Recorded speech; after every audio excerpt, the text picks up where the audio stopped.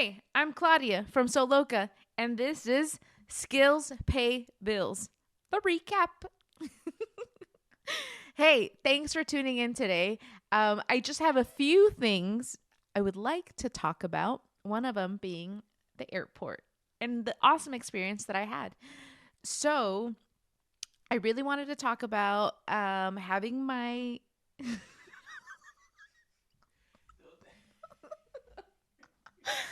Hold on, let me start all over. Okay. Is it okay? Should I go to the other room or is it okay? No, you're What's the fine. space? Okay, No, okay. you're fine. All right. Hey, I'm Claudia from Soloka, and this is Skills Pay Bills, the podcast.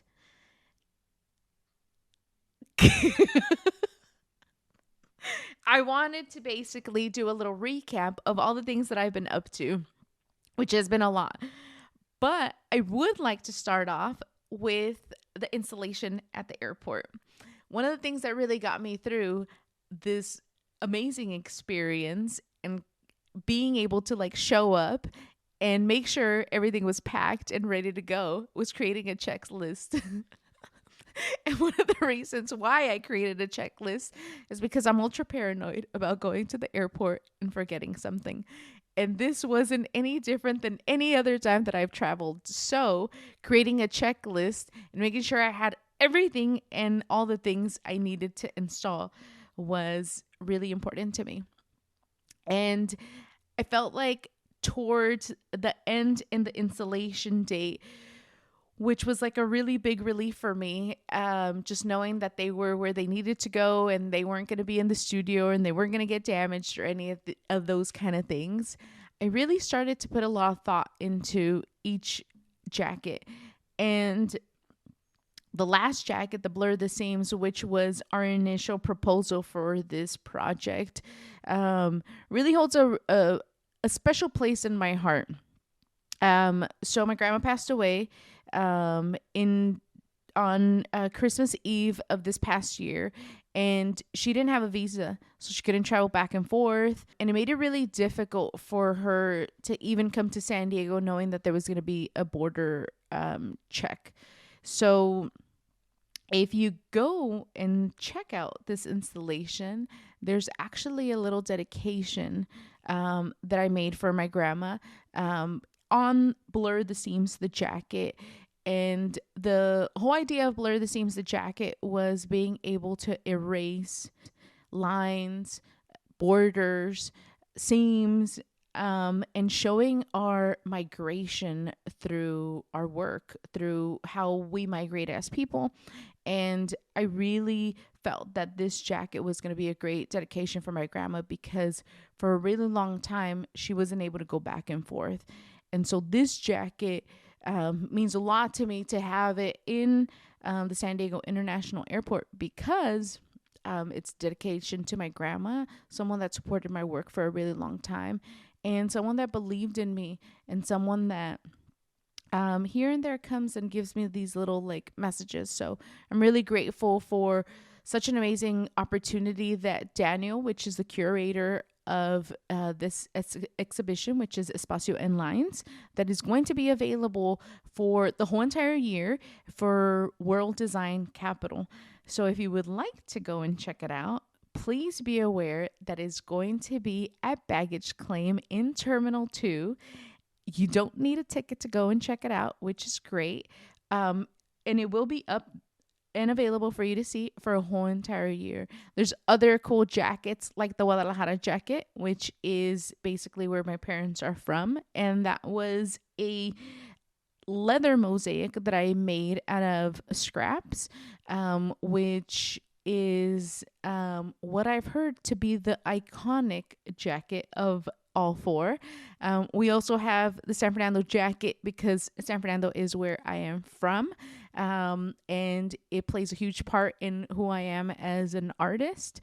And so I wanted to have a little bit of the 818 represented in San Diego, but I also have a San Diego jacket And the San Diego jacket is a very important jacket to me because of the coloring that was chosen on this jacket. So there's four specific colors. There's orange, there's yellow, there's green, and there's blue. And they're all positive colors that contribute to positive feelings of emotions. And I chose those colors because each different color represents, like I said, a different emotion, different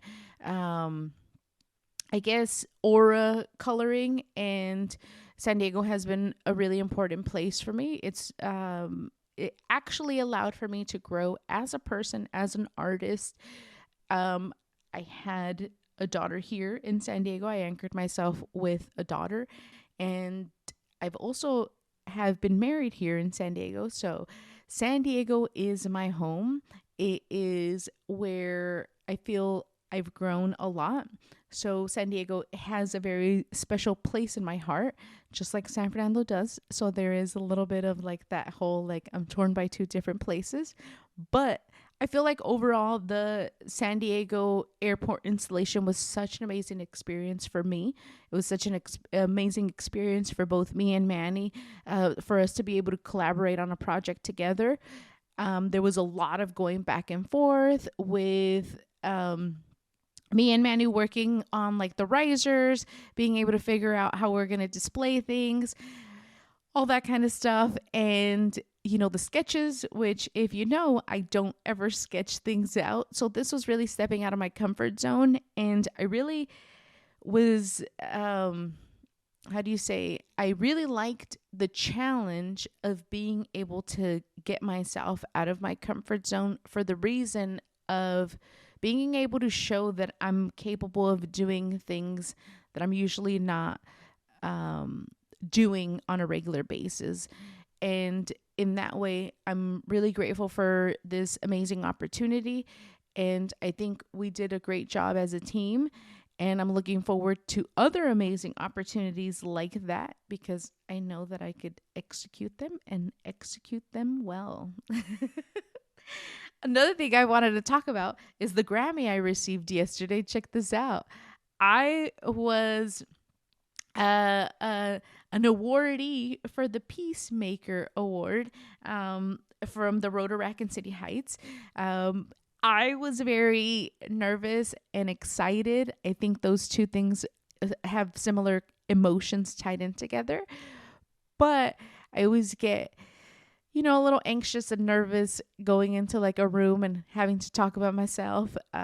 It's a little awkward still, but I always say, if you are the only person that really truly knows your story, and if you're able to tell your story, because if you allow someone else to tell your story, it's probably not going to be a correct version of your story.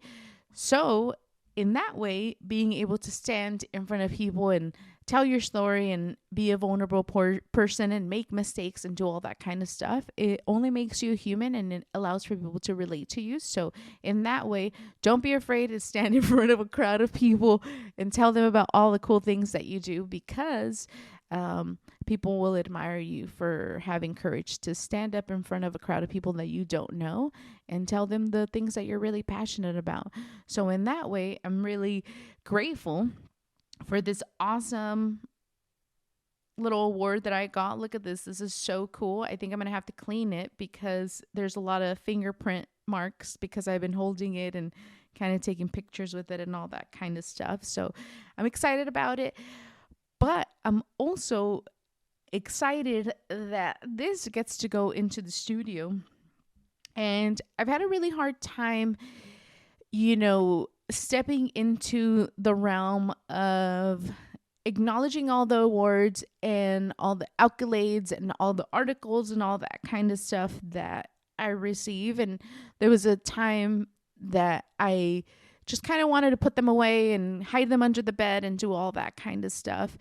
And now, after I read something online, it said, my parents didn't come to this country to raise a broke bitch. And I'm going to change it a little bit.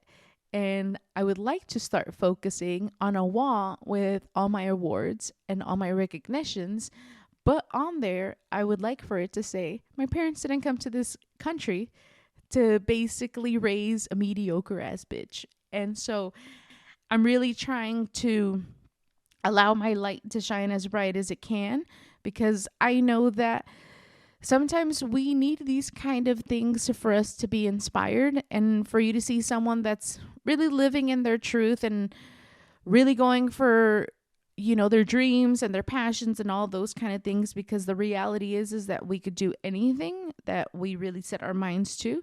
It's just about talking to our friends and family, and aligning yourself with people that also have these really insane visions of themselves, where you could, you know, relate to them, so like that your grand vision doesn't seem so out of the ordinary. So in that way, surround yourself with people that also see themselves as a grand vision, and trust me, it'll take you to a lot of amazing places. There's other projects I really wanted to talk about. So there is one thing that is coming up, which I'm really excited about, which is Noche de Cumbia, which is March 2nd. The last time that we went to Noche de Cumbia, it was a lot of fun. I hadn't danced like that in a really long time. And so I was still a little rusty, but I've been practicing my dance moves. And if you do come out, it is such an amazing time. It is at the courtyard, which is in East Village. It's right here in downtown. And the music is amazing. The venue is amazing. The people that go and dance are freaking amazing. It's a whole, all the way around, amazing time. And so, what I recommend, you come, you shop our booth, you dance, and then after you go and get tacos somewhere really good. But it's such a fun night. Like I said, the last time that we went to Noche de Cumbia, it was such a great experience. We really had a really good time. We danced. We hadn't done that in a really long time, so being able to do something like this, even if it means that we're working a little bit, it still allows us to slide in some little steps here and there. So I'm excited. If you wanna basically show up, you need tickets. I believe that they still have tickets at the door, but I would suggest getting your tickets beforehand. I'm sure many will add like a link, right? And you can get your tickets there. But this is like an event that you don't want to miss. It's a perfect day to just go out and dance and get together with a bunch of friends. So Noche de Cumbia, don't forget, March 2nd. It's from like 4 to 10. So bring some comfy shoes because you're going to dance all night. There's other things I did want to talk about. Another thing I wanted to talk about, which has been such an important thing for me, is embroidery nights. Embroidery nights aren't just a thing where people get together and they just embroider. It's actually a way of having conversations with people in your communities. And these are conversations of things that matter.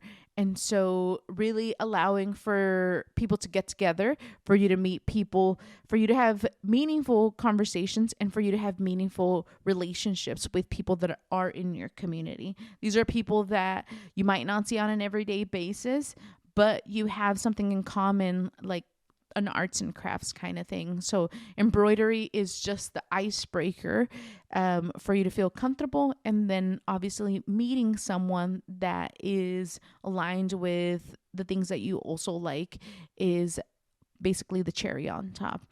I feel that embroidery nights are one of those kind of things where it's like every time that we do have an embroidery night, it feels very refreshing to be able to have conversations with people that, you know, want to be seen. They want to be heard.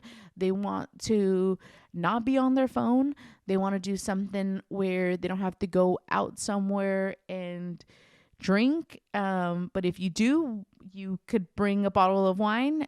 But it is one of those cool things where you could basically allow yourself to meet someone that is new. Embroidery as a whole is very fun. It is therapeutic. It allows for you to slow down. And it is one of those activities that right before bed, if you're doing a few stitches, it allows for you to really slow down, and not have to be in front of a screen the whole entire time. So, for that reason, I think embroidery nights are really crucial for our well being as people. And they're also crucial for keeping conversations going in community spaces. So, I do invite you to our next embroidery night, which is, what's the date? The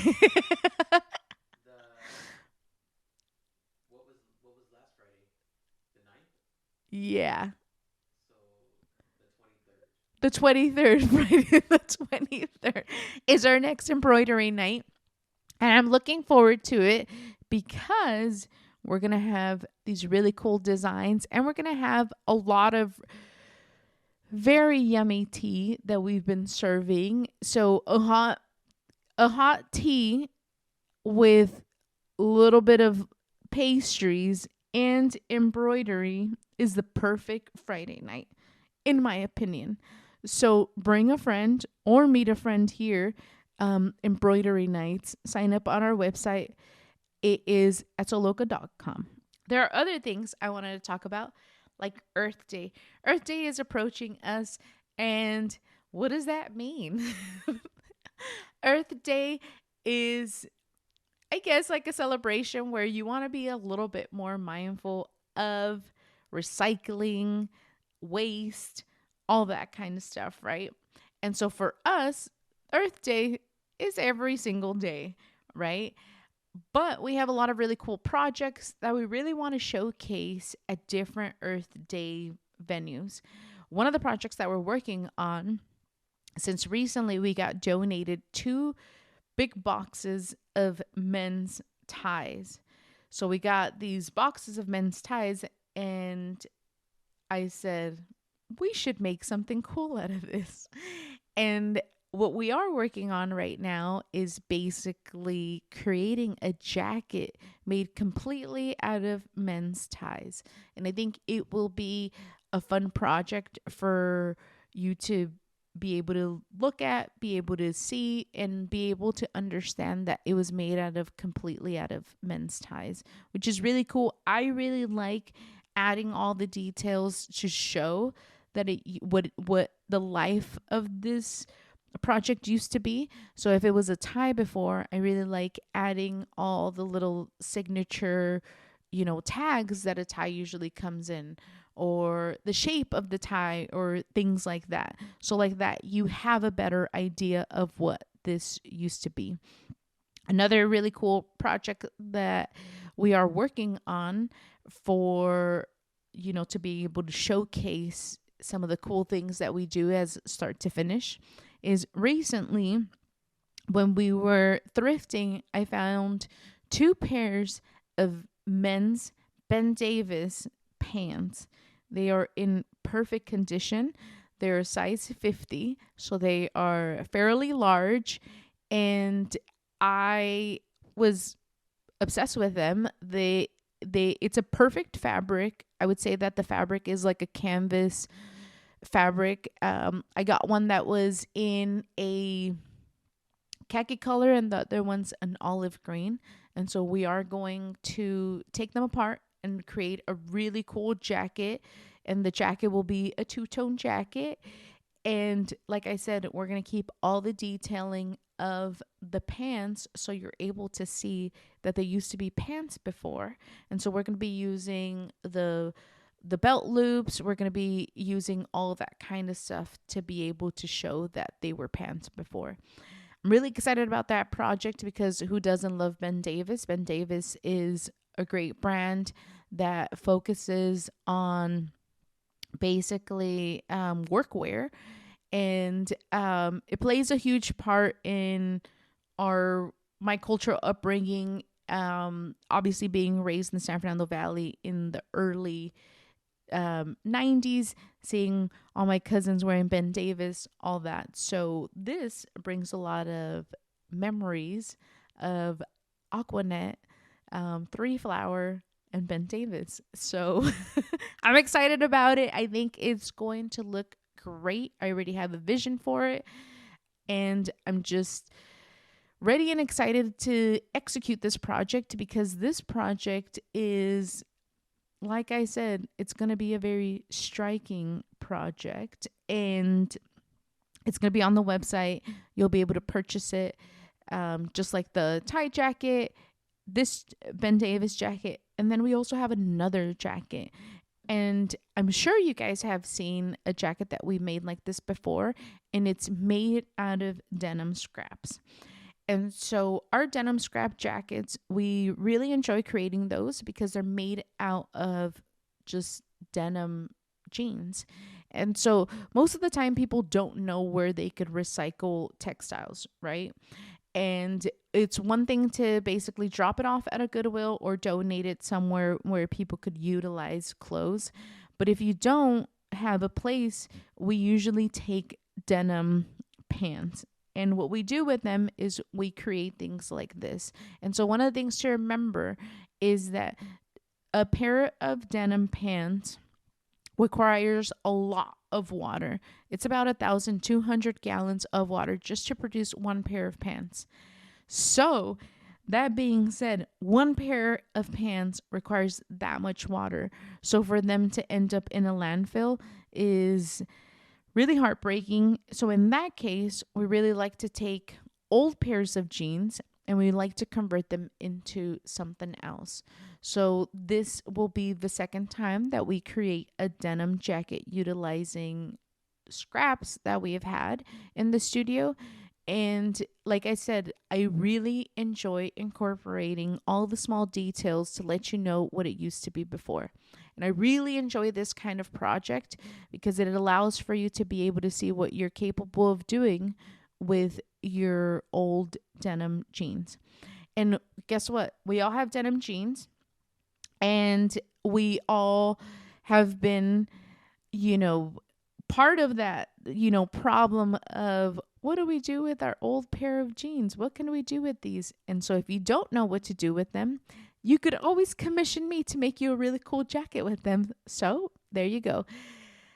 I really enjoy creating the denim jacket out of the scraps because they're all completely different. It's basically having a fingerprint on your jacket. Every jacket is such an individual jacket.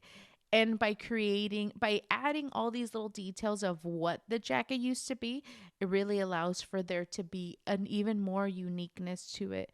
So in that way, I really enjoy creating these because it allows for everyone to have a one of one jacket, which I'm really excited about, and I'm really passionate about that because, as most of you guys know, I don't like creating two or three or four of each one. I just like making one of each one. So those are the three jackets that we have right now for Earth Day.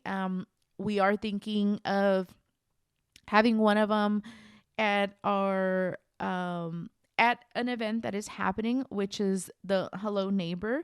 We're gonna have an art piece there. We haven't decided which jacket we will showcase for this event, but it is happening soon. And we're excited about it because it's here local in our neighborhood. And we just can't wait for that one. So I had to say all the things I needed to say. I'm grateful that I'm here.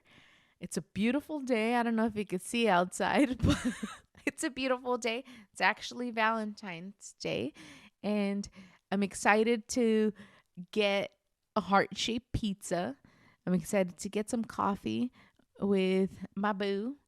And I'm just really excited to create a lot of really cool things this week. We are doing a photo shoot today, which a lot of things are going to go on the website, which we're very excited for. And I did want to touch on something that is just a reminder. This is a reminder for anyone that likes supporting small businesses. Please continue to support small businesses. We are the backbone of the communities, and we really need your support.